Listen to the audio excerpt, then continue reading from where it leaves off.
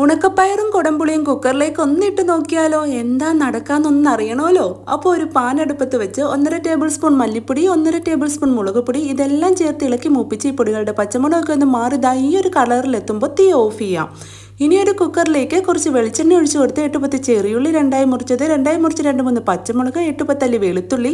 ഇനി ഇതെല്ലാം ചേർത്ത് ഇളക്കി മൂപ്പിച്ച് ഇതിലേക്ക് ഇനി കഴുകി വെച്ച് 1 കപ്പ് വൻപയറും ചേർത്ത് കൊടുത്ത് കുറച്ച് കറിവേപ്പിലയും ചേർത്ത് ഇളക്കി മൂപ്പിച്ച് പയറൊക്കെ നന്നായി വറുത്തത് ഇതുപോലെ ഒരു ലൈറ്റ് ഗോൾഡൻ കളർ ആകുമ്പോൾ ഇതിലേക്ക് ഇനി വറുത്ത് വെച്ച് മുളക് പൊടിയും മല്ലിപ്പൊടിയും ചേർത്ത് 1 ടീസ്പൂൺ മഞ്ഞൾപ്പൊടിയും ചേർത്ത് കൊടുത്ത് പുളിക്ക് ആവശ്യത്തിന് 3 കഷ്ണം കുടംപുളിയും ഇട്ട് കൊടുത്ത് പയർ മുങ്ങിക്കിടക്കാൻ അളവിൽ 1 കപ്പ് വെള്ളവും ഒഴിച്ചു കൊടുത്ത് ആവശ്യത്തിന് ഉപ്പും ചേർത്ത് ഇളക്കി യോജിപ്പിച്ച് മൂടി വെച്ച് മീഡിയം ഫ്ലെയിമിൽ ഒരു 3 വിസിൽ അടുപ്പിച്ച് തീ ഓഫ് ചെയ്ത് എയർ മുഴുവനായും പോയതിനു ശേഷം മൂടി തുറന്ന് നോക്കുമ്പോൾ ദാ പയറൊക്കെ നന്നായി വെന്ത് വന്നിട്ടുണ്ട്.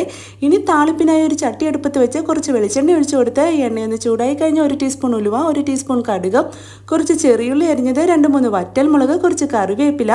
ഇനി ഇതെല്ലാം എണ്ണയിലിട്ട് ഇളക്കി മൂപ്പിച്ച് വേവിച്ച് വെച്ചിരിക്കുന്ന പയറും ഒഴിച്ചു കൊടുത്ത് ഈ സമയം ഉപ്പ് നോക്കി ആവശ്യമെങ്കിൽ ഉപ്പും ചേർത്ത് ഇളക്കി മിക്സ് ചെയ്ത് ഒരു 2 മിനിറ്റ് തിളപ്പിച്ച് തീ ഓഫ് ചെയ്താൽ ഞങ്ങൾ തൊടുപുഴക്കാരുടെ പയറ് പുളിച്ചാറ് റെഡി. അപ്പോൾ എങ്ങനെയാ എല്ലാവരും ഒന്ന് ട്രൈ ചെയ്ത് നോക്കല്ലേ.